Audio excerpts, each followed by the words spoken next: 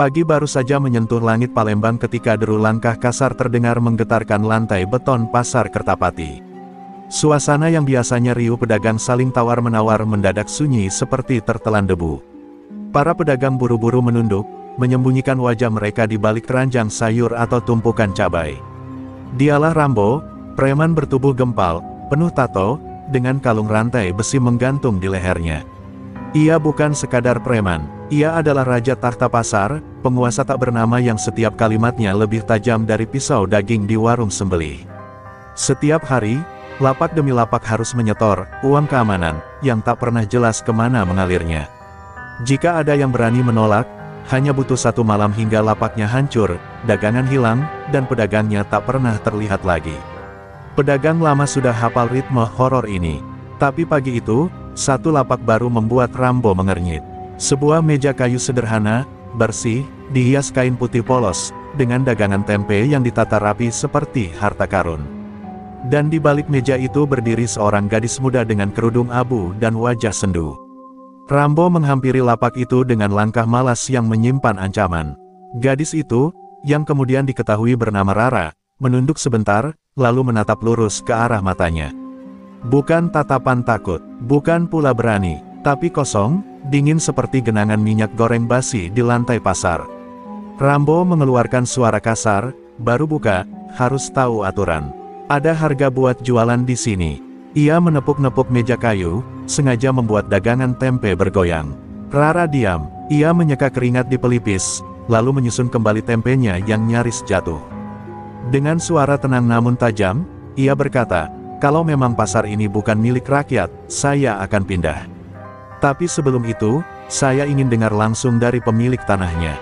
Seketika suasana berubah, seolah semua udara di pasar berhenti mengalir.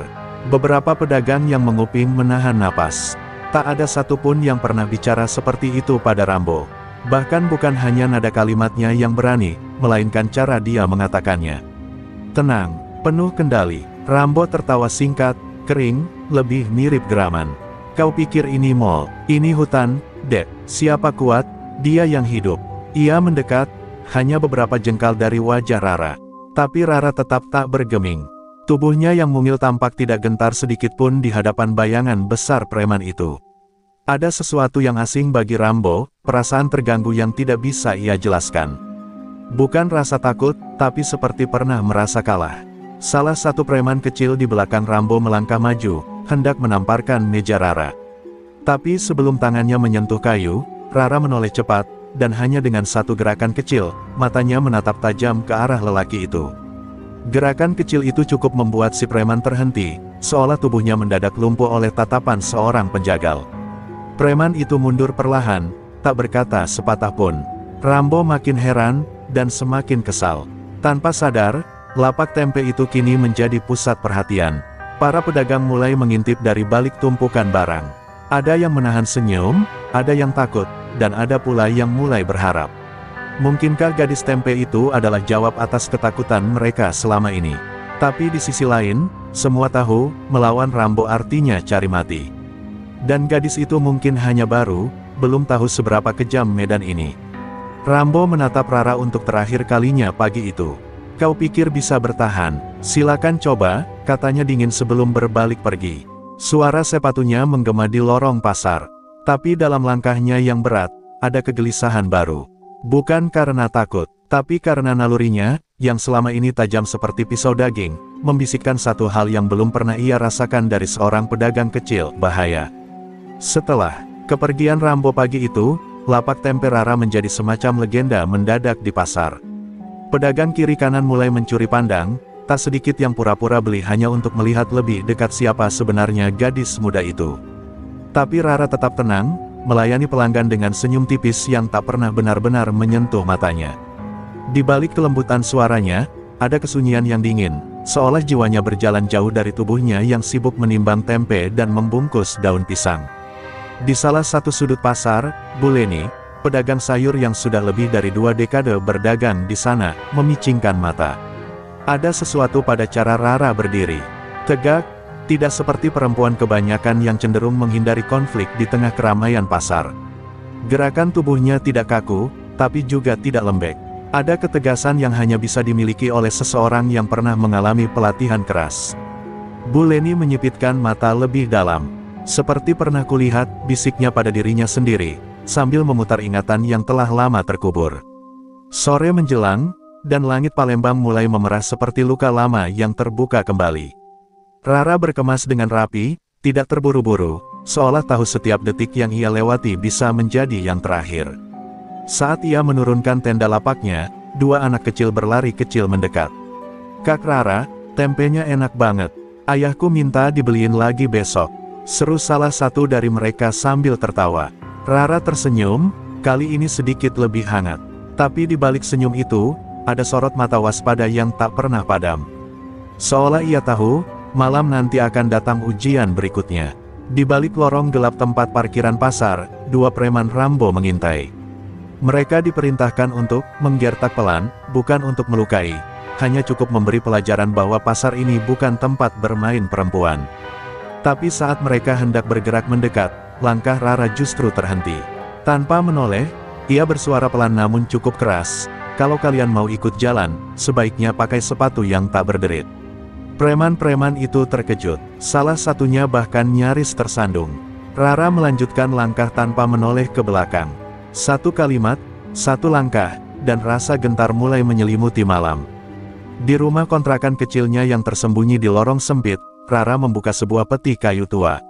Di dalamnya, tersimpan sabuk kulit hitam bertuliskan, BJJ Underground Champion 2017, dan selembar foto usang dirinya dengan wajah berlumuran darah namun senyum bangga. Di sisi lain foto itu, tertulis dengan spidol merah, "Untuk Rara si leher baja, jangan pernah tunduk lagi." Ia menatap sabuk itu lama. Dunia lamanya sudah ia tinggalkan. Tapi dunia baru ini, terlalu mirip dengan ring pertarungan, hanya lawannya kini bersenjata kuasa, bukan sekadar otot. Malam semakin pekat, dan suara nyamuk bersahut-sahutan dengan suara televisi dari kamar sebelah. Rara duduk di tikar, menulis sesuatu di kertas kecil. Daftar belanja, mungkin. Tapi di sudut kertas itu, tertulis catatan kecil, "Pantau gerak Rambo. Cari tahu siapa pemasok ke pasar." Bukan sekadar pedagang tempe, Rara ternyata punya tujuan lebih besar, membongkar kekuasaan busuk yang membelenggu para pedagang kecil. Sementara itu, Rambo duduk di warung kopi belakang pasar, gelisah. Dua anak buahnya kembali dengan wajah ketakutan dan kabar nihil. "Perempuan itu bukan biasa," gumamnya sambil mengepalkan tangan. Ada rasa tak nyaman yang menyelinap ke dalam pikirannya, seperti sensasi sebelum badai menghantam. Dan untuk pertama kalinya dalam 5 tahun terakhir, penguasa pasar itu merasa posisinya goyah oleh penjual tempe berwajah sendu. Pagi itu, langit Palembang belum sepenuhnya terang ketika suara derit gerobak Rara kembali terdengar menyusuri lorong pasar. Pedagang yang sudah lebih dulu tiba hanya bisa melirik dengan pandangan campur aduk kekaguman, ketakutan, dan kekhawatiran. Belum pernah ada orang seberani itu menantang Rambo secara terang-terangan, apalagi seorang perempuan muda yang hanya berjualan tempe. Tapi Rara tak peduli, langkahnya tetap tenang, sorot matanya tajam, dan tubuhnya tegak seperti prajurit yang siap tempur tanpa perlu senjata. Saat jam bergulir ke pukul 8, sosok Rambo muncul dari balik lapak daging. Tubuhnya besar, dibalut jaket kulit hitam dengan logo burung Garuda terbalik di punggung. Ia berjalan ke arah lapak Rara, diiringi dua anak buah dan tatapan menantang dari puluhan mata pedagang lain. Tapi Rara tetap sibuk menata tempenya, seolah tidak ada yang terjadi. Seolah preman paling ditakuti di pasar itu hanyalah angin lewat yang tak perlu disambut. "Aku beri kau satu kali kesempatan, Dek," ujar Rambo, suaranya datar namun menggantung ancaman. "Hari ini setor, atau jangan harap bisa jualan lagi di pasar ini besok." Rara berhenti sejenak, mengambil napas pendek, lalu berdiri menghadapnya. Di tengah keramaian yang seketika hening, ia menatap lurus ke mata Rambo. Tatapannya dalam, tenang, tapi menusuk seperti paku dingin ke jantung. Beberapa pedagang di sekitar bahkan menunduk, tak sanggup menyaksikan konfrontasi itu secara langsung. "Aku jualan, bukan cari masalah," kata Rara pelan, tapi nadanya tegas. "Tapi kalau ada yang maksa, jangan salahkan kalau daganganku berubah jadi senjata." Rambo terdiam sesaat. Ia bukan takut, tapi bingung. Tatapan gadis itu tak bergeming, seolah sedang mengukur lawannya dari ujung kepala sampai dasar hati. Tak ada rasa gentar, hanya ketenangan yang menyiksa. Dan yang paling membuat Rambo gelisah adalah, ia tidak bisa membaca gerakan perempuan ini. Tidak ada ekspresi, tidak ada reaksi, hanya diam dan siaga. Rambo mengangkat tangan, memberi isyarat pada salah satu anak buahnya untuk bertindak. Si preman muda mendekat dengan langkah ragu-ragu, lalu menjambak salah satu bungkusan tempe dan menghempaskannya ke tanah. Tempe itu pecah, tanah pasar mengotori sisi-sisinya. Beberapa pedagang menahan napas, menanti apa yang akan terjadi.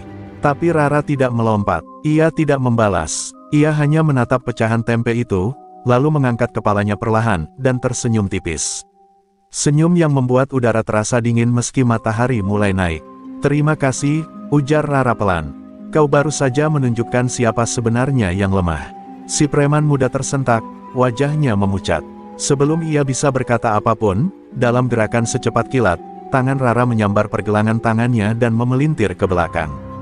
Preman itu menjerit. Rambo melangkah maju, tapi langkahnya terhenti saat melihat ekspresi Rara, dingin dan penuh peringatan. "Sentuhan pertama gratis," bisik Rara ke telinga si preman, sebelum melepaskannya dan membiarkannya jatuh tersungkur di tanah. Kerumunan mulai bersuara, ada tepuk tangan pelan dari arah lapak lontong, bisik-bisik dari pedagang sayur, dan bahkan tawa kecil dari bocah penjual es lilin. Rara memungut tempe yang berserakan, membersihkannya sebisanya, dan kembali berdiri. "Kalau masih mau pakai cara lama, silakan. Tapi ingat, aku juga punya cara yang lebih tua dari sekadar premanisme." Rambo terdiam. Untuk pertama kalinya, ia merasa kehilangan kendali di tengah kerajaannya sendiri. Dan untuk pertama kalinya, penguasa pasar itu berhadapan dengan tatapan maut yang tak bisa ia padamkan. Sejak insiden pagi itu, lapak tempe milik Rara menjadi semacam simbol perlawanan kecil di tengah pasar yang selama ini dikekang oleh rasa takut. Setiap hari, lapaknya semakin ramai dikunjungi pembeli, bukan hanya karena tempenya enak, tapi karena keberaniannya membangkitkan rasa hormat yang lama tertidur. Bahkan beberapa pedagang lain mulai membicarakan kemungkinan tidak setor lagi. Meski mereka masih bicara setengah berbisik, takut telinga Rambo menyambar dari balik tumpukan pisang busuk. Namun Rara tahu, ketenangan ini hanya sementara. Di dunia seperti ini, setiap bentuk keberanian adalah ancaman. Dan setiap ancaman, cepat atau lambat, akan dibungkam. Karena itu, ia tetap waspada. Ia datang lebih pagi, pergi lebih malam, dan tak pernah membiarkan punggungnya terbuka terlalu lama.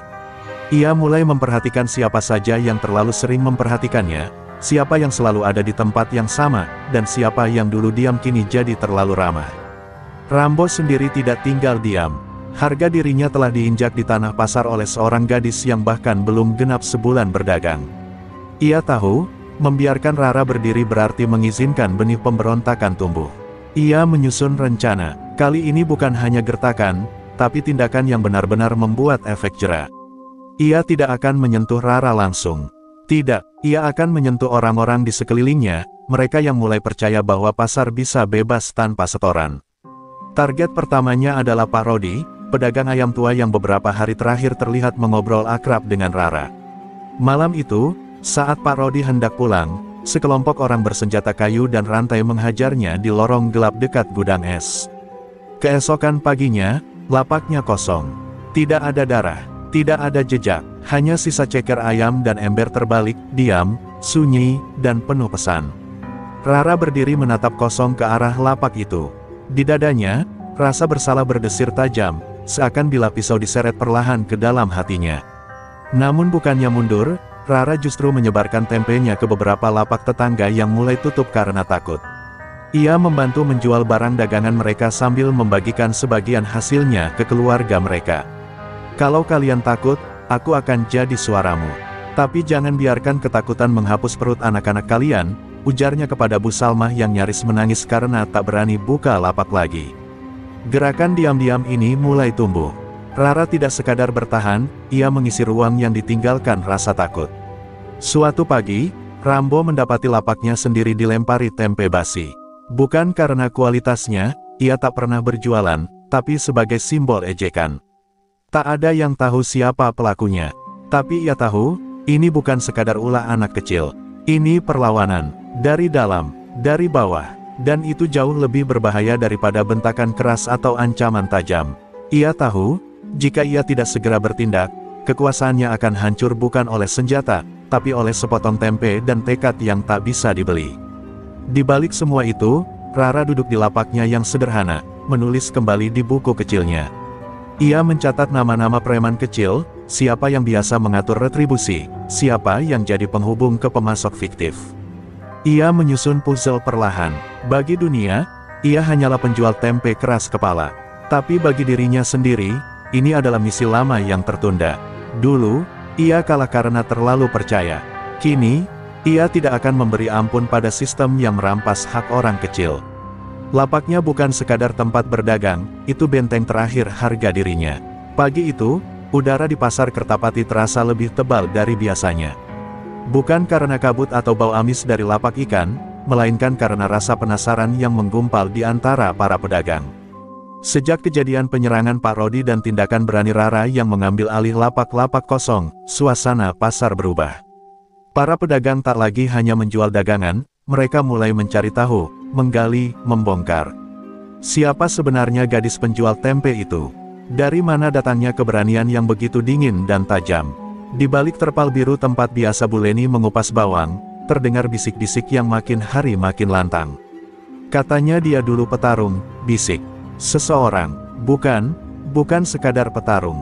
Aku pernah lihat wajahnya di pamflet arena jalanan, sahut yang lain. Waktu itu di benteng Kutobesak, pertandingan liar. Lawannya dua laki-laki, dan dia menang. Cerita-cerita itu menyebar seperti api menjilat tumpukan kayu kering. Semakin dibantah, semakin jadi-jadi. Sementara itu, Rara tetap tenang di balik lapaknya. Ia tahu kabar burung itu akan muncul cepat atau lambat. Ia juga tahu bahwa musuh terbesar bukan Rambo, tapi masa lalunya sendiri. Masa ketika ia dikenal sebagai Rara si leher baja, pegulat jalanan yang tak pernah kalah sampai satu malam yang mengubah segalanya. Malam ketika lawannya tidak bangun lagi dari tanah, dan ia harus menghilang, membawa beban yang tak pernah benar-benar hilang. Sore itu, seorang pria tua bernama Mang Usup, mantan tukang parkir pasar yang kini berjualan es cincau, memberanikan diri mendekati Rara. Ia memandang gadis itu dalam-dalam sebelum bertanya pelan, "Kau dulu dari lorong Pancasila, kan? Kau pernah bertarung pakai tangan kosong lawan anak buah Bang Ujang?" Rara tidak menjawab, ia hanya tersenyum samar, dan itu cukup. Mang Usup menelan ludah. "Kau bukan penjual tempe biasa, nak. Kau sedang menyusun sesuatu." "Ya." Isu itu akhirnya sampai ke telinga Rambo. Di ruang kecil belakang warung kopi, ia menghantam meja dengan botol kosong. "Pegulat, cewek itu mantan pegulat." Ia memaki kasar. Tak heran anak-anakku pada ciut. Sialan. Tapi di balik amarahnya, Rambo mulai merasakan ketakutan yang belum pernah ia rasakan. Bukan takut dipukul atau dilawan, tapi takut kehilangan gengsi. Pasar bukan hanya soal uang. Ini soal kuasa, dan jika Rara menang di hati pedagang, kekuasaannya akan hancur sebelum sempat ia balas. Malam harinya, Rara duduk di teras kontrakan dengan sebuah foto di tangannya, potret dirinya bersama seorang pria yang memeluk sabuk kemenangan. Di belakang foto, tertulis, "Untuk Rara, satu-satunya lawan yang membuatku bangga kalah." Wajah pria itu kini hanya kenangan. Tapi bayangannya tetap hidup di benaknya. Dialah yang memperkenalkan Rara pada dunia bawah ring, sekaligus yang memintanya keluar saat semuanya mulai kotor. Rara gagal menuruti permintaan itu, hingga tragedi itu terjadi. Dan kini, di pasar ini, seolah dunia yang dulu ia tinggalkan mulai menyeretnya kembali. Keesokan harinya, sebuah pamflet lama entah dari mana muncul di dinding dekat pintu masuk pasar. Foto seorang gadis muda dengan luka di pelipis dan tulisan besar di bawahnya, "Rara, juara gulat jalanan Palembang 2017. Orang-orang mulai berkumpul melihatnya. Beberapa mulai tersenyum, beberapa tercengang. Ternyata benar, bisik seorang pedagang. Dia bukan penjual tempe biasa. Dia legenda, dan dari balik tirai lapaknya, Rara melihat semua itu, dengan mata yang tak lagi bisa bersembunyi. Malam turun pelan-pelan seperti kabut duka yang menyelimuti langkah Rara. Di dalam kamar kontrakan sempitnya, ia duduk di depan cermin retak, membuka perlahan lengan baju kirinya. Di bahu itu, tepat di atas tulang yang menonjol, terlihat luka lama yang menghitam. Bekas sobekan besi, peristiwa yang selalu ia hindari untuk diingat. Luka itu adalah kenangan terakhir dari malam ketika semuanya runtuh, malam pertandingan berdarah yang membuatnya meninggalkan dunia gulat jalanan dan mengubur identitas lamanya. Ia teringat kembali momen itu dengan jelas. Sorak-sorai massa di sebuah gudang kosong di lorong gelora. Lawannya waktu itu bukan sekadar petarung, melainkan Reza, si kereta api, orang yang pernah melatihnya dan juga mengkhianatinya. Mereka bertarung tanpa aturan, demi taruhan besar yang disabotase oleh bandar judi. Reza yang sudah dibayar untuk menang, membuat pertarungan jadi nyata. Tangan Rara saat itu dihantam batang besi, bahunya robek, darahnya mengalir seperti air hujan di selokan. Tapi ia bertahan, ia menang, dan Reza tidak pernah bangun lagi. Sejak saat itu, ia menghilang. Menumpang kereta keluar kota, bersembunyi dari dunia yang dulu membesarkannya tapi juga menghancurkannya. Ia menghapus nama Rara si leher baja, menggantinya hanya dengan Rara, penjual tempe biasa. Tapi sekarang, dunia lama itu mengejarnya kembali.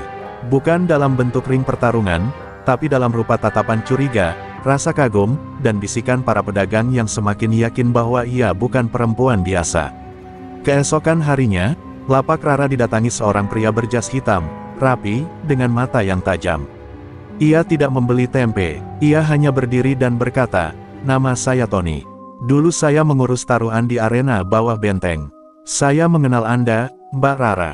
Rara tak menjawab. "Kami tahu Anda ada di sini." Dan beberapa orang, belum lupa darah yang tertinggal malam itu. Tony meletakkan kartu nama kecil berwarna hitam di atas meja dagang, lalu pergi begitu saja.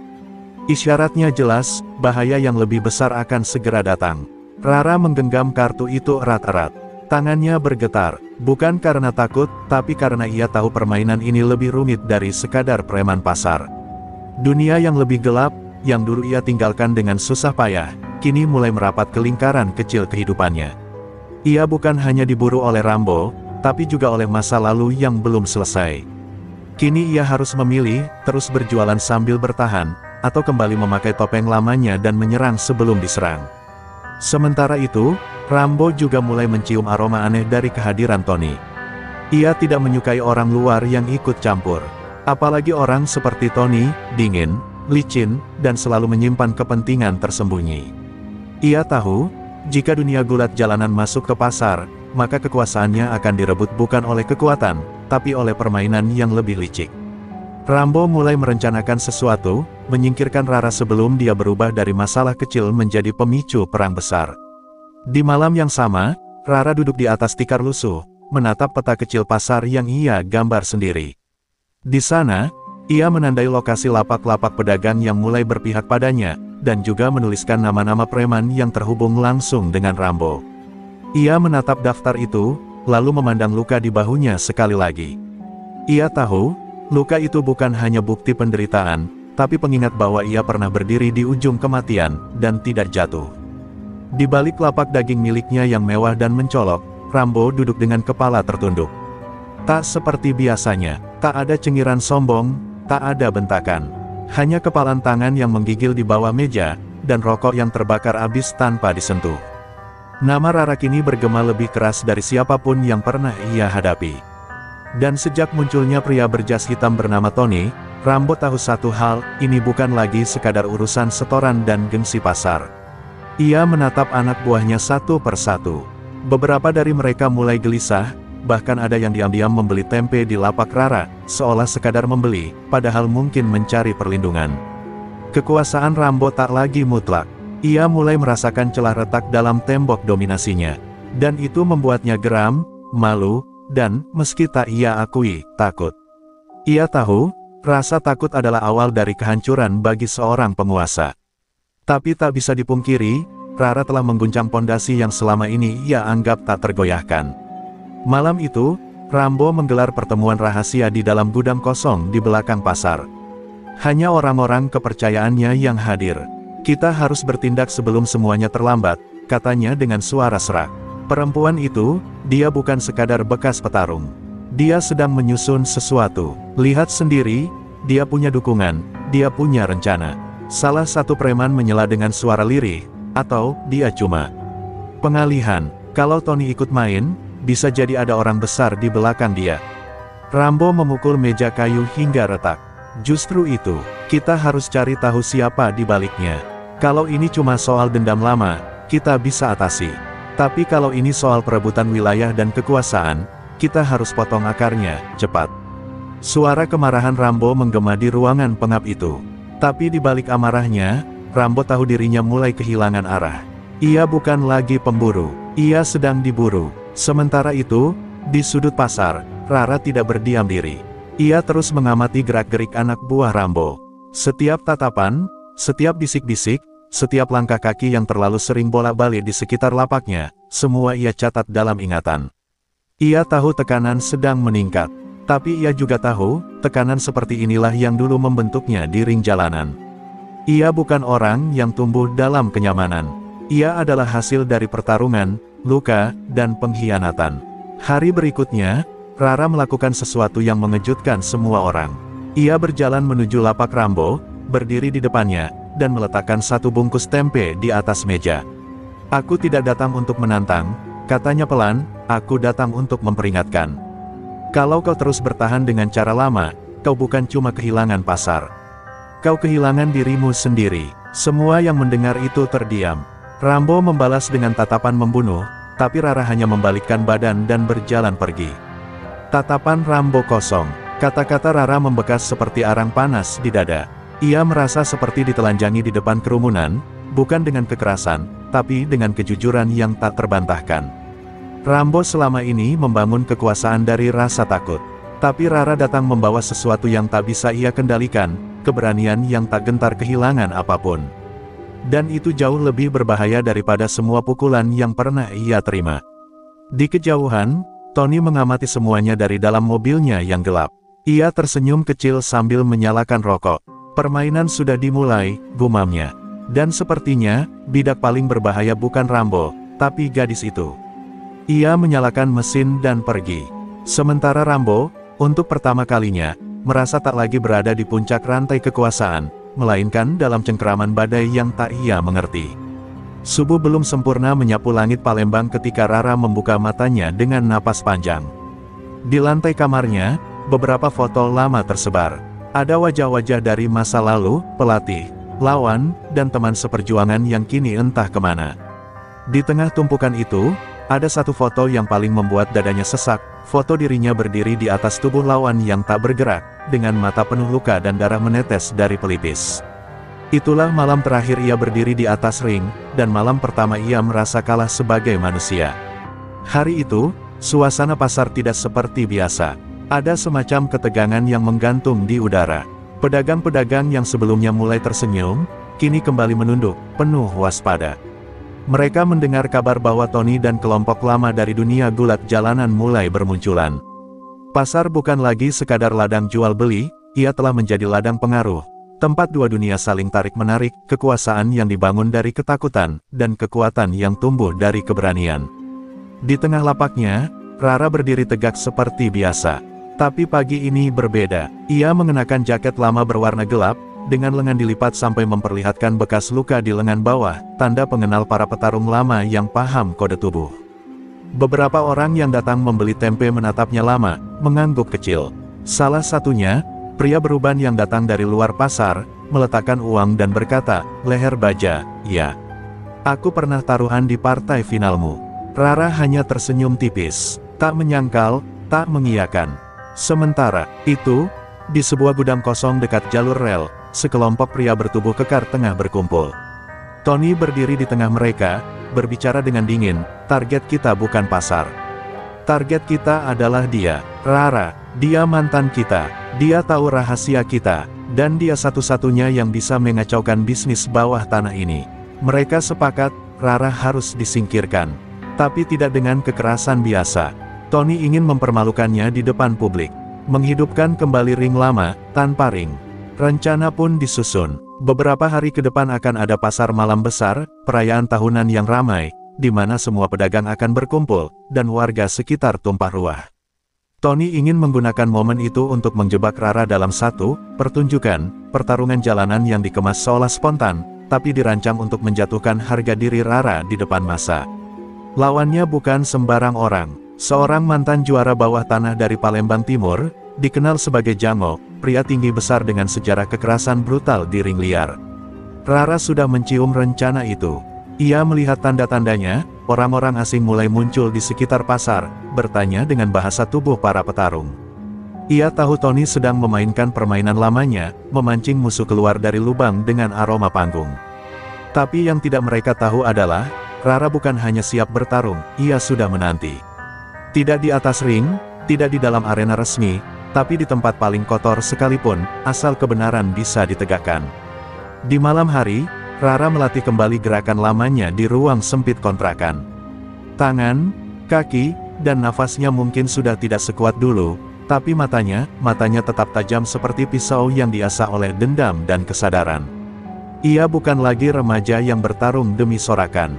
Kini, ia bertarung demi suara-suara kecil yang selama ini dibungkam. Demi pedagang tua yang dipukul tanpa alasan. Demi anak-anak yang harus menjual buah sambil ketakutan.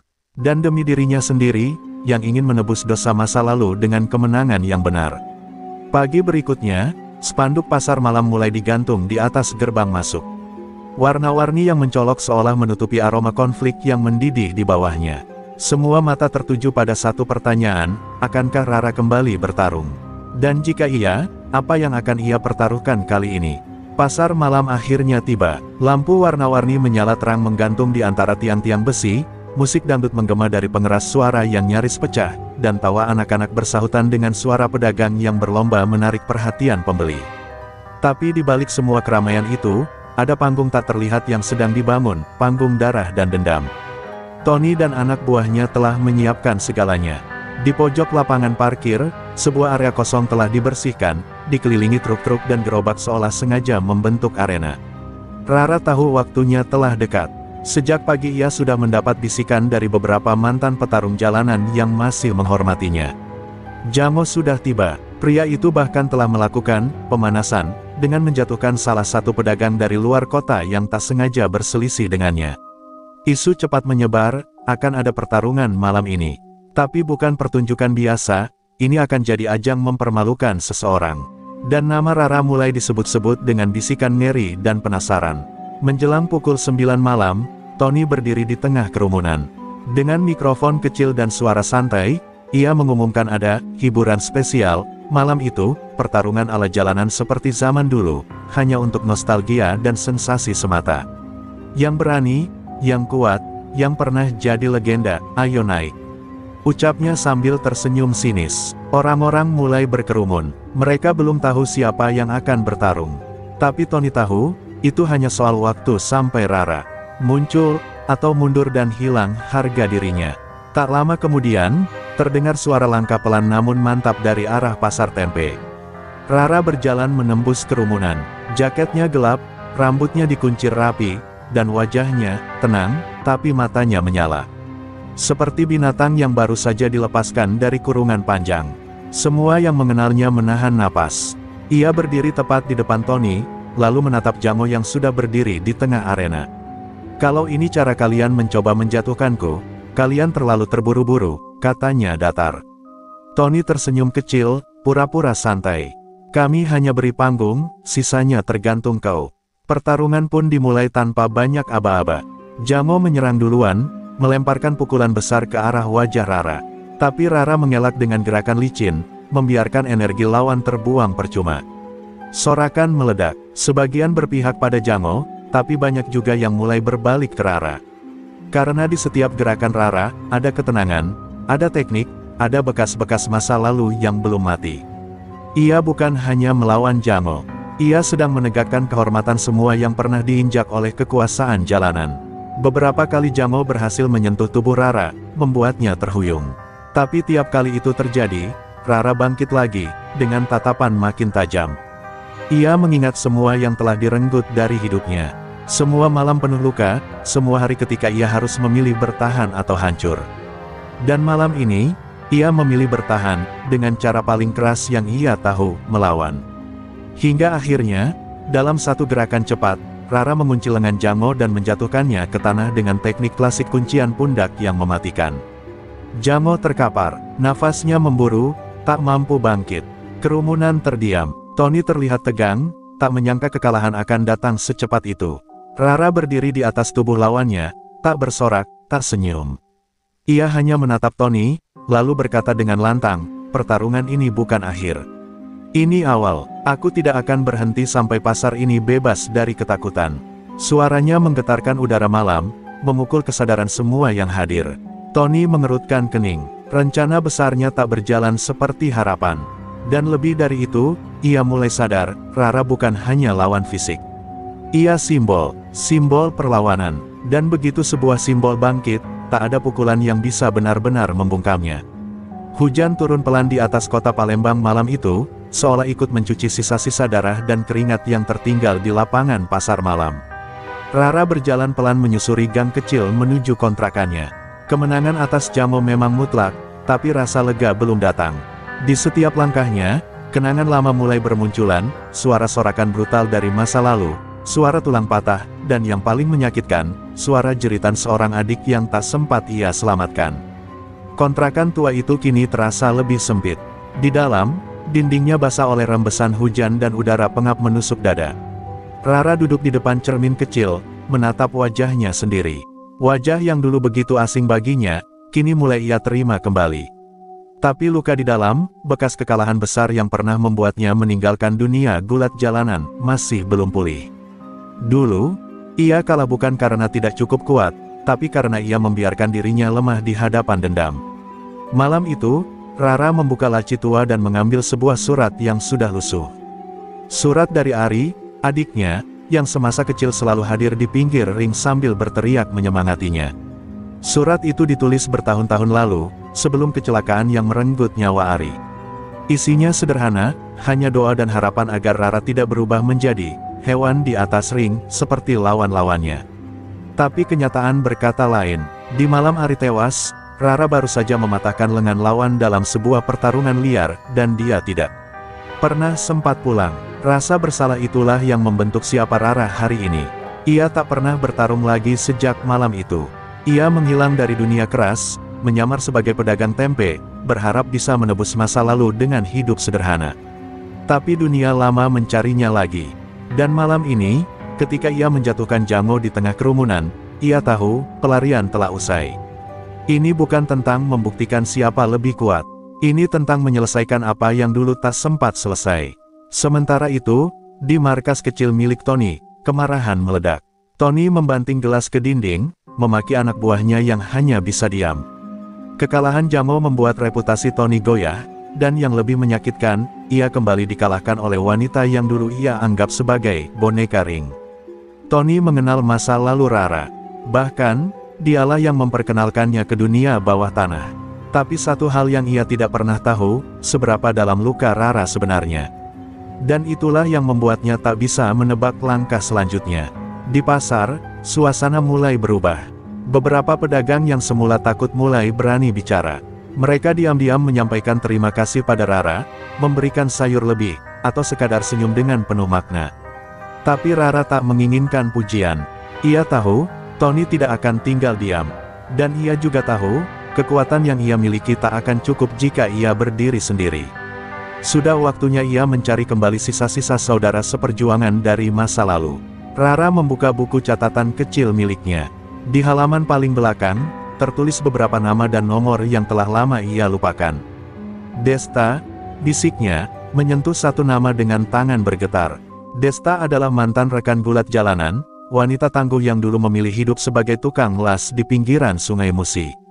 Jika ada yang bisa membantu melawan Tony dan jaringannya, maka itu adalah mereka, para mantan petarung yang punya alasan lebih dari sekadar uang untuk bertarung. Hujan terus turun, tapi malam itu, di tengah sunyi, ada keputusan yang bulat di dalam dada Rara, ia tak akan lagi melarikan diri. Dan untuk pertama kalinya dalam bertahun-tahun, ia tak lagi takut melihat cermin. Karena kini ia tahu, luka-lukanya bukan kutukan, tapi senjata. Pagi masih diselimuti kabut ketika Rara melangkah keluar dari kontrakan, mengenakan jaket kulit lusuh peninggalan masa lalunya. Di tangannya tergenggam selembar alamat yang sudah mulai pudar tintanya, alamat bengkel tua milik Desta, satu-satunya orang dari masa lalu yang masih mungkin percaya padanya. Jalanan Palembang terasa asing, meski ia sudah lama tinggal di dalamnya. Tapi perjalanan pagi itu bukan sekadar menyusuri kota, melainkan menyusuri luka yang telah ia kubur dalam-dalam. Bengkel itu berdiri di dekat dermaga Sungai Musi, terpencil dan berkarat, seolah enggan bicara dengan dunia luar. Tapi suara denting las dan musik rock klasik dari dalamnya menandakan bengkel itu masih bernyawa. Rara berdiri di depan pintu, menahan napas. Bertahun-tahun mereka tak bertemu. Terakhir kali bersama, mereka nyaris kehilangan nyawa dalam pertarungan jalanan yang brutal, dan setelah itu, masing-masing memilih jalan sendiri, terpisah oleh rasa bersalah dan kehilangan. Desta muncul dari balik tumpukan besi, wajahnya kotor, rambut dicepol asal, dan tatapannya masih tajam seperti dulu. Ia terdiam sejenak melihat Rara berdiri di ambang pintu, seperti sedang memastikan apakah itu nyata. Kalau kau datang untuk minta maaf, simpan saja. Aku sudah terlalu tua untuk drama, ucapnya dingin. Tapi saat mata mereka bertemu, dalam diam mereka tahu, bekas luka lama tetap punya cara sendiri untuk menyapa. Rara tak banyak bicara, ia mengeluarkan foto Jamo yang sudah dikalahkannya, memperlihatkan ekspresi Tony yang terkejut di tengah kerumunan. Desta mengerutkan kening, lalu terkekeh pelan. Kau benar-benar bikin onar lagi, iya. Rara hanya mengangguk, dan aku butuh bantuanmu. Ini bukan cuma soal dendam pribadi. Pasar, para pedagang, semua orang kecil yang kau dan aku kenal, mereka hidup dalam ketakutan karena satu orang. Dan aku tak bisa sendiri. Desta terdiam cukup lama, ia berjalan ke sudut ruangan, mengambil sebatang besi, lalu menekuknya perlahan dengan tangan kosong, bukan untuk pamer kekuatan, tapi sebagai pengingat bahwa ia belum sepenuhnya kehilangan jati dirinya. Kau tahu, aku sudah bersumpah nggak mau masuk dunia itu lagi. Tapi kalau ini tentang melawan sistem busuk yang sama seperti dulu, mungkin ini saatnya kita buat ring baru. Bukan untuk bertarung demi uang, tapi untuk bangkit. Kalimat itu keluar dengan berat, tapi penuh keyakinan. Mereka menghabiskan sisa hari membicarakan strategi. Bukan hanya soal fisik, tapi juga bagaimana cara menyatukan kembali orang-orang lama. Bang Ferdi, si tukang parkir yang dulu pemegang rekor pertarungan tak terkalahkan di ring belakang terminal, Lia, mantan petarung perempuan yang kini jadi penjual gorengan keliling, dan Kurniawan, pria cacat kaki yang dulunya pelatih bela diri jalanan. Mereka semua tersebar, hidup tenang dalam bayang-bayang. Tapi kini, bayangan itu dipanggil kembali ke cahaya. Sore itu, sebelum berpisah, Desta memegang bahu Rara. Kau bukan orang yang sama seperti dulu, Ra. Tapi di matamu masih ada api yang belum padam. Dan kadang, dunia butuh seseorang yang terbakar untuk bisa terang. Kalimat itu membekas. Rara berjalan pulang, kini tak lagi sendirian. Ia tahu, langkah pertama menuju pembebasan pasar dan penghancuran tirani Tony telah dimulai, dengan satu pertemuan, satu tekad, dan satu masa lalu yang tak ingin diam. Di kejauhan, Tony mendapat laporan bahwa Rara mulai bergerak merekrut orang-orang lama. Ia tertawa sinis, lalu menyalakan sebatang rokok. Kalau dia pikir bisa bangun kerajaan dari sampah lama, biar ku perlihatkan, apa rasanya dilumat sejarah yang dia kira bisa dia bangkitkan kembali. Namun di dalam tawa itu, ada bayang-bayang ketakutan. Karena Tony tahu satu hal, jika Rara benar-benar kembali, maka badai yang lama tertidur akan datang menuntut balas. Malam itu, udara Palembang terasa lebih tegang dari biasanya. Di bawah jembatan kereta tua yang sudah berkarat, lampu neon murahan mulai dinyalakan satu persatu. Ring bayangan yang dulu dikenal dengan nama Gelanggang Neraka kembali berdenyut. Dahulu tempat itu adalah sarang perjudian, darah, dan dendam. Tapi malam ini, tempat itu akan menjadi titik awal kebangkitan kekuatan yang pernah dilupakan. Para petarung jalanan yang dulu dibungkam, kini bangkit melawan. Desta datang lebih dulu, mengenakan hoodie abu-abu dan membawa satu kantong besi kecil, bukan untuk bertarung, tapi untuk mengingatkan dirinya siapa dia dulu.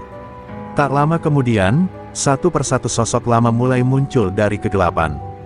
Bang Ferdi, kini berjalan terpincang karena kaki tuanya, tapi sorot matanya tetap tajam. Lia, dengan rambut cepol dan luka lama di pipi kirinya, menggenggam erat sabuk baja miliknya.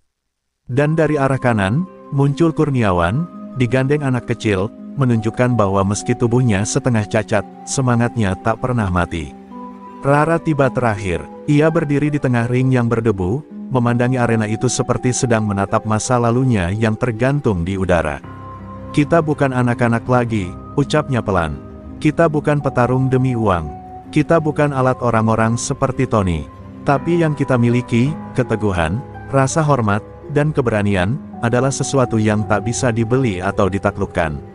Semua mata menatapnya, dan dalam sekejap, ring bayangan itu kembali menjadi rumah. Namun, tak semua datang dengan semangat persatuan. Dari kejauhan, seorang pria bertubuh kekar memandangi ring dengan sorot. Mata penuh dendam. Miko, mantan anak didik Tony, yang dulu pernah dikalahkan Rara dalam pertarungan berdarah, kini berdiri sebagai bayang-bayang kelam. Ia tak datang untuk bergabung, tapi untuk memperingatkan. Tony tahu kalian berkumpul, dan dia takkan tinggal diam. Siap-siap saja, ring ini akan berdarah lagi. Lalu ia pergi tanpa menoleh. Kata-kata itu mengguncang sejenak suasana.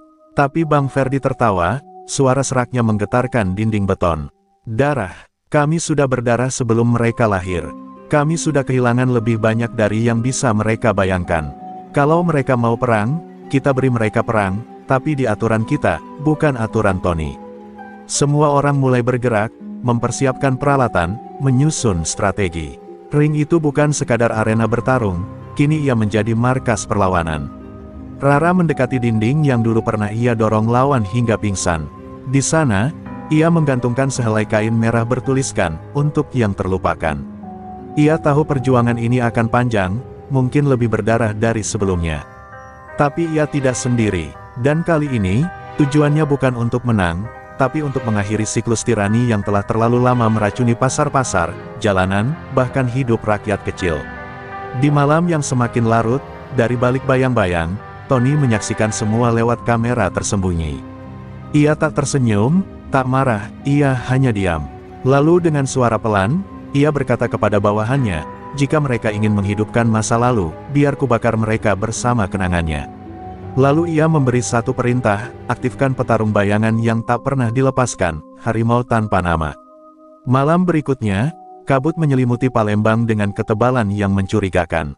Di sebuah gudang tua dekat pelabuhan, Tony duduk di kursi kulit, dikelilingi anak buahnya yang diam membisu. Ia menatap layar monitor dengan wajah datar, memperhatikan sosok dalam video pengawasan, seorang pria bertubuh besar, bertopeng hitam, sedang menghancurkan 3 batang kayu hanya dengan tangan kosong. Dia bukan manusia biasa, bisik salah satu anak buah Tony. Tony menoleh tajam. Dia bukan manusia, dia legenda yang dikubur hidup-hidup. Dan sekarang dia kembali. Sosok itu dikenal di dunia bawah tanah dengan nama harimau tanpa nama. Tak ada yang tahu siapa dia sebenarnya. Dulu, dia adalah petarung paling brutal, yang bahkan juri tak berani menyentuhnya. Rara pernah bertarung dengannya 1 kali, dan itu satu-satunya pertarungan yang membuatnya dilarikan ke rumah sakit selama 2 minggu. Semua orang mengira dia sudah mati atau dipenjara. Tapi ternyata, Tony menyimpannya sebagai kartu terakhir, petarung hantu yang hanya akan dilepaskan saat semua taktik lain gagal. Kabar tentang kemunculan harimau tanpa nama menyebar cepat di ring bayangan. Malam itu, suasana di sana menjadi gelisah. Bang Ferdi meludah ke tanah dan menggeleng. Kalau benar dia muncul lagi, kita bukan cuma butuh kekuatan. Kita butuh strategi, dan keberanian yang lebih besar dari rasa takut. Lia duduk bersila, memejamkan mata, mengingat bekas luka di rusuknya, oleh satu hantaman harimau bertahun lalu. Dia bukan lawan biasa, tapi dia juga manusia, dan manusia bisa jatuh, jika tahu di mana lemahnya. Rara termenung di sudut ring, matanya menerawang. Ia teringat malam penuh darah itu, ketika dia hampir kehilangan nyawanya di tangan makhluk bertopeng itu. Bukan karena kalah, tapi karena dia tak bisa membaca gerakannya. Seperti bertarung melawan bayangan. Tapi kini, Rara bukan gadis muda yang baru mengenal kerasnya dunia. Ia sudah melewati badai lebih besar. Dan kali ini, dia tidak sendiri. Kalau dia datang, biar aku yang hadapi duluan, katanya lirih, tapi penuh tekad. Keesokan malam, harimau tanpa nama muncul. Tak ada suara, tak ada sorak-sorai, hanya langkah berat, menghentak tanah, mendekati ring bayangan seperti hantu yang keluar dari mimpi buruk kolektif. Semua terdiam, bahkan udara terasa berhenti bergerak. Wajahnya tak terlihat, hanya topeng hitam legam dengan goresan bekas pertempuran lama. Rara melangkah maju, jarak mereka hanya 1 meter. 2 dunia lama yang kembali bertemu dalam satu ring, dalam satu takdir yang belum selesai. Tanpa aba-aba, harimau melompat ke depan dengan kecepatan tak masuk akal, menyerang Rara. Tapi kali ini, Rara tak mundur.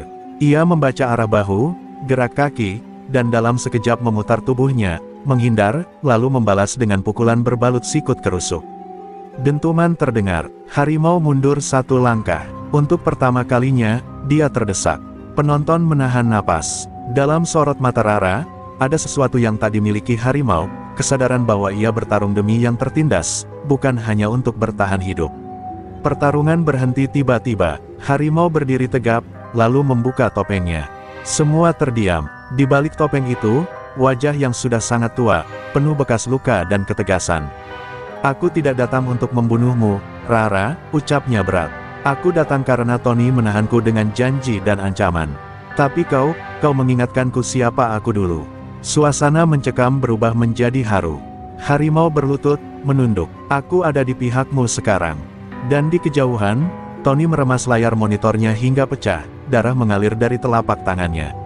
"Kalau legenda pun berbalik arah, maka aku akan jadi iblis yang membakar semuanya sampai hangus," gumamnya penuh amarah. Perang ini belum usai, baru saja dimulai.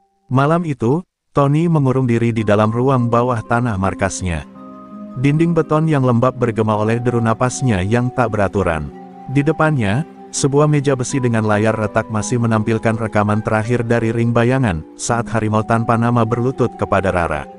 Tony tak bicara, ia hanya mengambil satu folder merah tua dari laci terkunci. Di sampulnya tertulis, "Operasi Kiri Mati." Ini bukan rencana biasa, ini adalah senjata hidup yang disiapkan hanya jika semua musuh mulai mendekat. Dari balik lorong gelap, muncul sosok yang sudah lama tak terlihat, Samsul, tangan kiri, eksekutor legendaris Tony. Ia dikenal karena cara membunuhnya yang tanpa suara, menggunakan tangan kirinya yang konon diganti dengan tulang baja setelah insiden pembantaian di Pasar 16 Ilir. Matanya redup, tak ada rasa. Ia bukan pembunuh berdarah panas, ia mesin pembasmi yang tidak pernah menanyakan alasan. "Siapa targetnya?" tanyanya pelan. Tony hanya menunjuk ke layar yang menampilkan wajah Rara. Samsul mengangguk, lalu menghilang ke dalam kabut malam. Sementara itu, di ring bayangan, suasana mulai pulih. Para petarung lama mulai berlatih kembali, mencoba membangkitkan teknik-teknik kuno yang pernah mereka kubur bersama dendam. Harimau tanpa nama kini dipanggil dengan nama aslinya, Pak Hasan, dan ia jadi pelatih diam-diam yang membantu para pejuang muda mempersiapkan diri. Namun Rara tahu, Tony takkan diam. Ia bisa merasakan hawa dingin di balik malam. Sesuatu, atau seseorang, sedang mendekat. Dan firasatnya tak pernah salah. Pada suatu malam, ketika Rara sedang mengajari seorang anak kecil cara bertahan dari serangan mendadak, lampu ring tiba-tiba mati. Suasana gelap gulita. Tiba-tiba, suara besi tergores terdengar dari atap. Semua membeku. Dari kegelapan, sosok Samsul melayang turun, seperti bayangan maut. Ia tak bicara, ia hanya maju dengan gerak perlahan, mata tertuju hanya pada satu orang, Rara. Pertarungan berlangsung cepat. Samsul menyerang dengan kecepatan hantu. Sekali ayunan tangan kirinya, tiang ring hampir roboh. Rara menghindar, tapi tangan kirinya sempat terkena benturan, tulang retak. Para petarung lain ingin membantu, tapi harimau menahan mereka.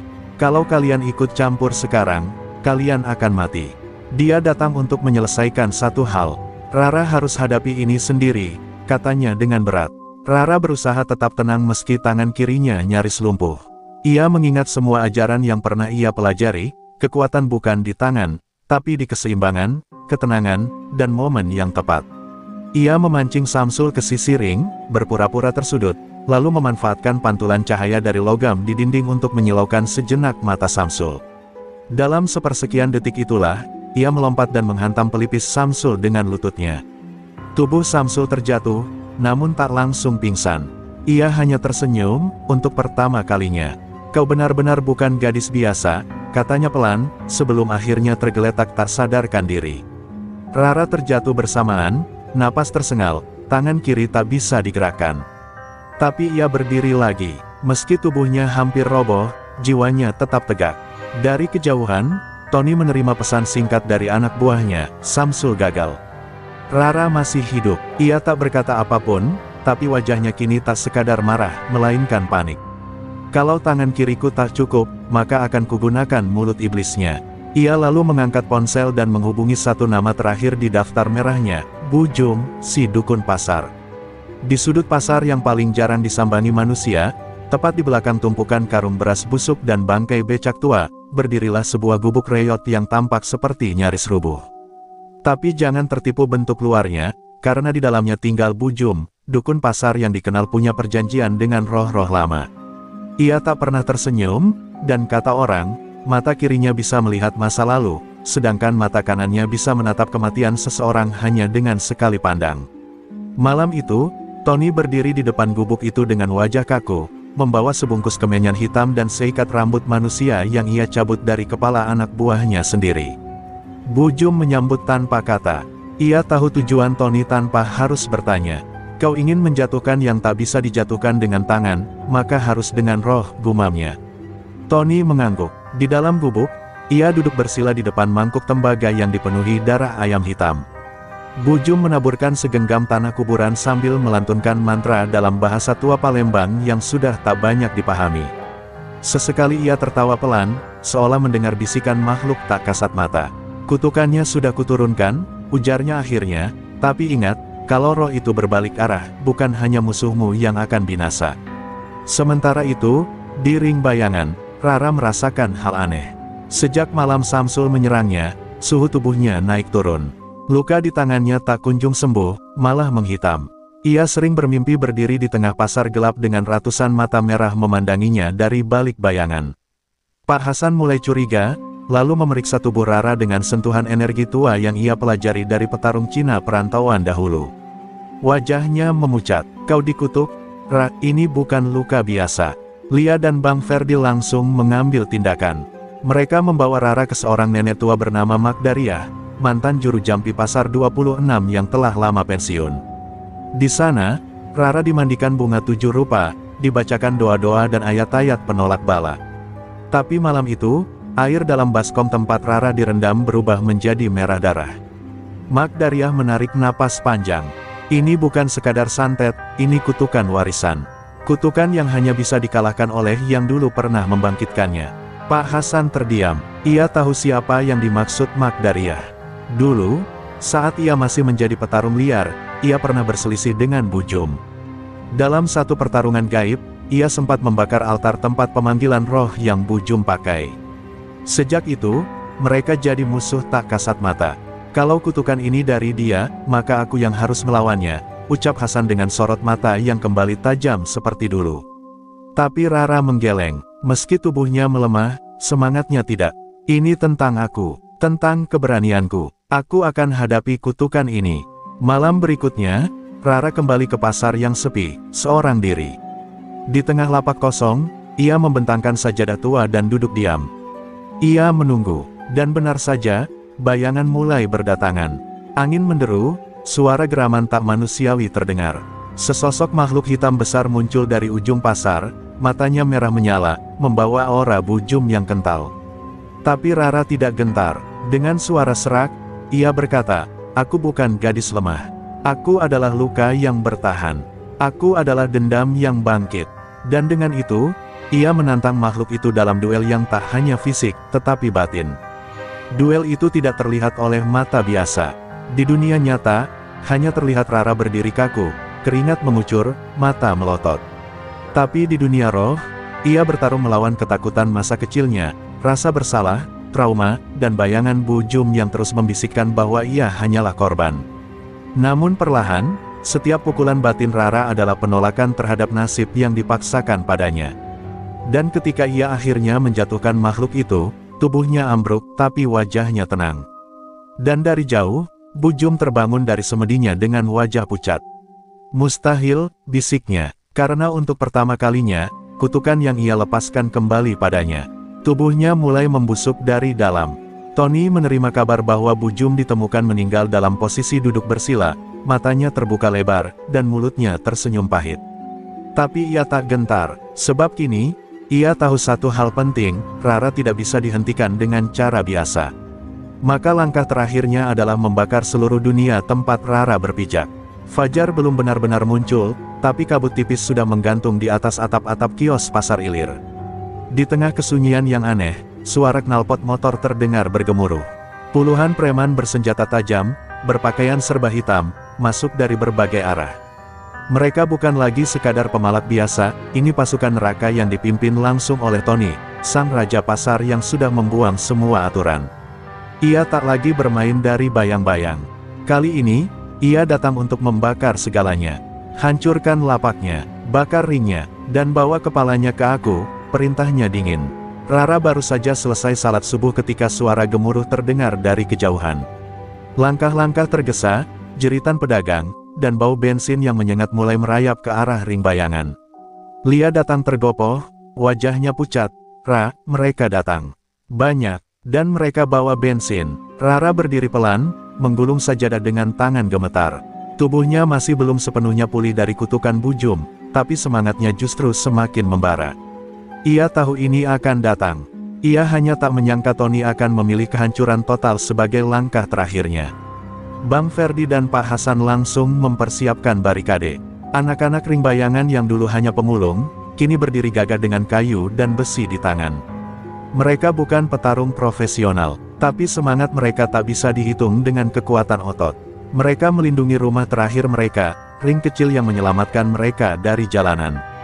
"Kita tak bisa menang jumlah, tapi kita bisa buat mereka takut," teriak Pak Hasan, memompa semangat yang tersisa. Rara berdiri di depan, hanya berbekal tali tambang tua yang dulu ia pakai saat latihan gulat jalanan. Pertempuran pecah, api mulai menyambar kios, asap membumbung tinggi. Pasar Ilir berubah jadi neraka dunia. Jeritan, denting besi, dan raungan motor bercampur jadi satu simfoni kehancuran. Rara melompat ke tengah, tubuhnya seperti bayangan yang menari di antara serangan. Satu persatu preman Tony tumbang, dihantam dengan jurus-jurus brutal yang tak mereka kenal. Tapi Tony tak tinggal diam.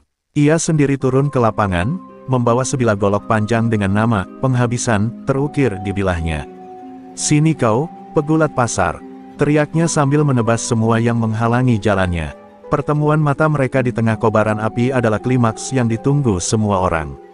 Tony menghantam dengan golok, Rara menangkis dengan tambang. Setiap benturan disertai percikan api dan gema kemarahan masa lalu. Mereka bukan hanya bertarung sebagai musuh, tapi sebagai simbol dua dunia, satu ingin menguasai dengan kekerasan, satu ingin bertahan dengan harga diri. Darah mulai membasahi tanah. Rara terhuyung, Tony tertawa. Tapi tawa itu terhenti ketika Rara menggenggam tambangnya erat, melilitkannya ke lengan Tony, dan menguncinya dengan teknik yang hanya dipakai satu kali dalam hidup seorang pegulat jalanan, kuncian jiwa. Dengan teriakan yang mengguncang langit, Tony akhirnya roboh. Napasnya terengah, matanya merah. Ia masih mencoba bangkit, tapi tubuhnya tak mampu lagi menanggung amarah yang ia lahirkan sendiri. Api di sekeliling mereka mulai padam diguyur hujan mendadak yang turun dari langit Palembang. Pasar Ilir terbakar, tapi tidak musnah. Warga pasar mulai kembali dari persembunyian, melihat sosok Rara yang berdiri dengan tubuh penuh luka tapi kepala tegak. Ia bukan lagi penjual tempe. Ia adalah legenda hidup, dan di antara asap terakhir yang menggantung di udara, Pak Hasan menatap langit dan berbisik, "Hari ini, pasar menyaksikan seorang juara, bukan karena kekuatan, tapi karena keberanian untuk berdiri sendirian." Pagi itu, sisa asap masih melayang di antara puing-puing kios yang hangus. Pasar Ilir, yang dulunya riuh dengan suara tawar-menawar dan tawa pedagang, kini sunyi seperti kuburan massal. Bau arang, plastik terbakar, dan darah bercampur menjadi aroma pahit yang menusuk hidung. Rara duduk di undakan kayu bekas ring bayangan, tangannya diperban dan wajahnya lebam. Ia menatap kosong ke arah lapaknya yang kini tinggal abu. Sekuat-kuatnya ia bertarung, ia tak bisa menyelamatkan semuanya. Kemenangan itu mahal, sangat mahal. Pak Hasan terluka parah di bagian rusuk, dan Bang Ferdi kehilangan penglihatan sebelah mata. Banyak anak-anak ring yang dulu belajar mengangkat besi, kini terbaring di atas tikar dengan tubuh penuh luka. Lia, yang biasanya paling cerewet, kini hanya diam sambil memeluk boneka yang berhasil ia selamatkan dari api. Rara tak tahu harus berkata apa. Ia berhasil menumbangkan Tony. Ia menghentikan kekuasaan preman pasar. Tapi di hadapannya hanya ada puing-puing dan trauma yang tak bisa diseka dengan air mata. Di tengah kehancuran itu, datanglah seseorang yang tak diduga, Ibu Lurah, mengenakan seragam dinas yang basah oleh keringat. Di belakangnya ada beberapa petugas dan pekerja kemanusiaan. "Kami dapat laporan dari warga, dan video yang viral semalam," katanya lirih sambil menatap Rara. Apa yang kau lakukan menyelamatkan banyak nyawa. Tapi kenapa tak pernah kau laporkan pada kami sebelumnya? Rara hanya menunduk, tak punya jawaban. Selama ini, ia tak percaya siapapun bisa melawan Tony, termasuk hukum. Beberapa hari kemudian, pemerintah daerah memutuskan menutup sementara pasar Ilir untuk rehabilitasi. Semua pedagang direlokasi. Bantuan datang, tapi tak cukup untuk mengganti kehilangan. Beberapa dari mereka memilih pergi, menyerah, mencari hidup baru. Tapi sebagian kecil tetap bertahan, termasuk Rara. Setiap hari ia duduk di puing-puing lapaknya, membersihkan puing satu persatu, seolah percaya kalau pasar itu bisa hidup kembali. Kalau tempat ini bisa runtuh karena keserakahan, maka ia juga bisa bangkit karena ketulusan, katanya suatu hari pada Lia. Namun malam-malam Rara kini diisi mimpi buruk. Sosok Tony, Bujum, bahkan Samsul, sering muncul dalam tidurnya, mengejarnya, menertawakannya, atau mengingatkannya bahwa semua ini belum selesai. Ia terbangun dengan napas tersengal dan keringat dingin. Luka fisiknya mulai sembuh, tapi batinnya masih luka dalam. Ia mulai bertanya-tanya, apakah semua ini benar-benar sepadan? Apakah perjuangannya akan berarti jika tak ada yang meneruskan? Suatu pagi, seorang lelaki tua datang ke lapaknya. Ia mengenakan baju lusuh dan membawa sebuah tas dari kulit rusa. "Namamu Rara?" "Iya," tanyanya sambil menatap tajam. "Aku guru dari Guru Pak Hasan. Dulu kami menyebut diri kami, penjaga bayangan. Kau sudah membangkitkan sesuatu yang lama terkubur. Tapi kau belum selesai, belum sampai inti dari apa yang kami jaga." Rara hanya diam. Lelaki itu menyerahkan bulungan kain berisi teknik-teknik gulat jalanan yang sudah punah. "Kau harus memilih, jadi legenda lokal, atau pembela terakhir dari ajaran ini." Hari itu, Rara berdiri di tengah puing pasar, memandang ke langit yang mulai cerah. Angin bertiup lembut, seolah menghapus debu luka yang menempel di hatinya. Ia tahu jalannya belum selesai. Ini bukan tentang lapak tempe, bukan juga tentang melawan preman. Ini tentang warisan, tentang melindungi mereka yang tak bisa melindungi diri. Dan untuk itu, ia harus lebih dari sekadar kuat, ia harus bijak, teguh, dan siap kehilangan lebih banyak. Pagi itu, langit Palembang memancarkan cahaya keemasan, seolah menyambut lembaran baru di hidup Rara. Ia berdiri di tengah puing ring bayangan yang sudah dibersihkan dengan susah payah. Di sekelilingnya berdiri belasan anak muda pasar, tukang angkut, loper koran, pengamen kecil, dan mantan preman remaja yang dulu tak punya arah hidup. Mereka semua menatap Rara dengan campuran hormat dan penasaran. Di tangannya, tergenggam gulungan kain tua warisan, penjaga bayangan, yang baru ia buka semalam. Jurus-jurus aneh dengan nama seperti napas terakhir, pelukan neraka, dan langkah tak bernyawa membuat bulu kuduknya berdiri. Tapi ia tahu, ini bukan hanya ilmu bela diri. Ini jalan hidup. Latihan pertama dimulai tanpa banyak bicara. Rara membentuk lingkaran kecil dari ban bekas, sebagai ring pelatihan. Ia tak mengajarkan jurus, belum. Hari itu ia mengajarkan hal paling dasar, bertahan saat dunia tak adil. Anak-anak itu disuruh berdiri di tampar hujan pagi tanpa payung. Disuruh menahan posisi kuda-kuda di atas kerikil tajam selama 1 jam. Beberapa mengeluh, beberapa nyaris menyerah. Tapi mereka tetap di sana. "Kalian bukan belajar untuk menang," ucap Rara dengan suara tegas. "Kalian belajar untuk tidak lari." Malam harinya, di balik tenda darurat yang ia jadikan tempat istirahat, Rara duduk sendiri menatap langit. Lia datang membawa 2 cangkir teh hangat, meletakkannya tanpa suara. Mereka duduk bersebelahan, memandangi ring yang perlahan mulai dibentuk kembali. "Apa kau yakin ini jalan yang benar, Ra?" tanya Lia pelan. Rara menjawab setelah lama diam, "Aku tidak yakin. Tapi aku tahu, kalau aku tidak berdiri sekarang, maka tidak akan ada yang tersisa untuk anak-anak pasar ini." Matanya tajam, tapi ada kesedihan yang dalam di baliknya, seperti seseorang yang tahu ia sedang membangun sesuatu yang mungkin tak sempat ia nikmati sendiri. Keesokan harinya, kabar mengejutkan datang, Tony belum mati. Ia kabur saat kericuhan, dibantu sisa anak buahnya. Rumor beredar bahwa ia tengah menyusun kekuatan baru di luar Palembang, mengincar pasar-pasar kecil untuk membangun jaringan pemerasan yang lebih besar dan lebih kejam. Rara tak terkejut, tapi hatinya dicekam perasaan ganjil.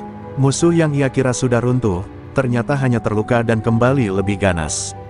Dan ia tahu, cepat atau lambat, Tony akan kembali. Kali ini bukan hanya untuk pasar, tapi untuk membalas dendam pribadi. Rara memperketat pelatihan. Ia mengangkat Pak Hasan sebagai penasihat teknik, meski lelaki tua itu masih harus berjalan dengan tongkat. Lia mulai dilibatkan dalam taktik bertahan, menyusun strategi melawan serangan mendadak. Bahkan Bang Ferdi, dengan mata sebelahnya yang tertutup perban, ikut turun tangan sebagai pengawas logistik. Pasar yang tadinya hanya tempat jual beli, kini perlahan berubah menjadi benteng bawah tanah, tempat belajar, melatih, dan merawat luka. Warisan, penjaga bayangan, bukan lagi mitos. Ia hidup kembali lewat tangan-tangan kecil yang mulai membentuk tinju. Di antara latihan dan kekhawatiran, ada satu momen sunyi yang tak bisa dilupakan. Seorang anak kecil, dengan tubuh kurus dan baju compang camping, datang membawa selembar kertas lusuh. Di atasnya tergambar Rara, dengan rambut terikat dan tali tambang di tangan. "Kak Rara, aku gambar kakak jadi superhero pasar," katanya malu-malu.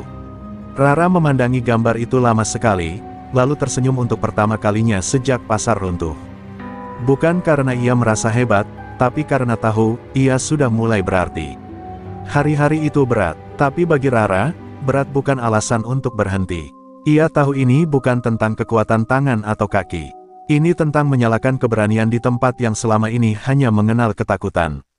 Ia tak tahu apakah ia akan menang saat Tony kembali. Tapi ia tahu, warisan yang ia bangun hari ini akan membuat anak-anak pasar tak pernah tunduk lagi. Langit Palembang menghitam tak wajar sore itu. Awan kelabu menggantung rendah, seolah tahu akan ada darah yang tercecer di bumi. Desas-desus kedatangan Tony bukan lagi rumor. Truk-truk tua dengan terpal hitam mulai terlihat parkir di ujung gang pasar. Dari balik tirai kabut asap knalpot, muncul wajah-wajah bengis dari preman-preman luar kota, mata mereka memancarkan lapar akan kekuasaan. Di tengah mereka berdiri Tony, wajahnya penuh bekas luka, satu telinga koyak, dan tatapan yang lebih buas dari sebelumnya. Ia datang bukan sekadar untuk mengambil alih pasar, tapi untuk membakar semuanya yang pernah melukainya. Rara sudah berdiri di tengah ring pasar yang dibangun ulang, mengenakan ikat kepala merah tua warisan ayahnya. Di belakangnya, para pemuda yang dulu hanya tahu ketakutan kini berdiri tegak dalam formasi bertahan. Mereka tak bersenjata tajam, tapi hati mereka telah ditempa oleh rasa kehilangan dan kebangkitan. Lia, dengan luka bekas sayatan di pipi, menggenggam peluit darurat erat di tangan. Bang Ferdi bahkan membawa parang tumpul hanya sebagai simbol perlawanan. Pasar bukan lagi milik Tony. Dan sore itu, mereka bersumpah mempertahankannya. Pertarungan dimulai tanpa aba-aba. Tony maju lebih dulu, menghantam ring dengan langkah besar, mengaum seperti binatang buas. Tapi Rara tak bergeming. Ia tahu, pertarungan ini bukan tentang otot, tapi tentang siapa yang lebih rela kehilangan segalanya. Saat Tony melayangkan pukulan pertama, Rara menekuk tubuhnya ke samping, lalu menghantam rusuk Tony dengan jurus langkah tak bernyawa. Dentuman itu menggema, membuat anak-anak pasar bersorak, namun Tony belum tumbang. Ia membalas dengan brutal, menjatuhkan Rara sekali, dua kali, tapi ia selalu bangkit. Darah mengalir dari pelipisnya, tapi matanya tak kehilangan nyala. Di luar ring, bentrokan pecah. Preman-preman Tony mencoba menyerbu pasar, tapi para penjaga muda menghadang dengan barikade gerobak dan warung. Asap gas LPG bocor menyebar, membuat suasana kacau. Namun tidak ada yang mundur. Lia bahkan sempat menggertak seorang preman besar dengan hanya sebilah sendok kayu. "Ini pasar kami, Bang. Mati pun kami di sini," teriaknya dengan suara gemetar. Perlawanan kecil itu justru membakar semangat seluruh pasar. Para pedagang keluar dari lapak mereka, melempari para penyerbu dengan apa saja, tomat, busuk, sayur, bahkan loyang gorengan panas. Sementara itu, di dalam ring, Rara dan Tony bertarung seperti dua bayangan dari masa lalu yang tak pernah selesai. Tony menarik rantai besi dari balik jaketnya dan memutar dengan kecepatan mengerikan. Tapi Rara menutup matanya sejenak, mengingat setiap gemblengan ayahnya, setiap tangisan malam di jalanan saat ia bertarung demi sesuap nasi. Dan saat rantai itu mendekat, ia menerjang ke arah Tony, menyambut bahaya bukan dengan menghindar, tapi dengan keyakinan. Ia menyergap Tony ke tanah, menghentakkan kepalan terakhir tepat ke dada, menggunakan jurus pamungkas pelukan neraka yang hanya digunakan sekali seumur hidup. Tony terkapar, napasnya tersengal. Ia mencoba berdiri, tapi tubuhnya tak lagi mampu. Matanya menatap langit, seolah bertanya kenapa dunia tak lagi tunduk padanya. Rara berdiri di atasnya, menatap diam. Kau sudah jatuh, Ton. Yang harus kau lawan bukan aku, tapi dirimu sendiri. Ia berbalik, meninggalkan Tony dengan kekalahan yang lebih menyakitkan daripada kematian, kekalahan harga diri. Malam pun turun, pasar kembali tenang, meski penuh luka. Polisi datang belakangan, menangkap Tony dan sisa anak buahnya. Namun bagi Rara, kemenangan bukan soal siapa yang ditangkap atau siapa yang dipuja. Kemenangan adalah saat ia melihat anak-anak pasar tidur nyenyak malam itu. Warisan ayahnya tak hilang sia-sia. Ia telah menjadi penjaga bayangan yang sesungguhnya. Dan di pagi berikutnya, saat matahari pertama menembus celah-celah tenda pasar, seorang anak kecil menulis dengan kapur di dinding bekas ring. Dulu kami takut, sekarang kami Rara.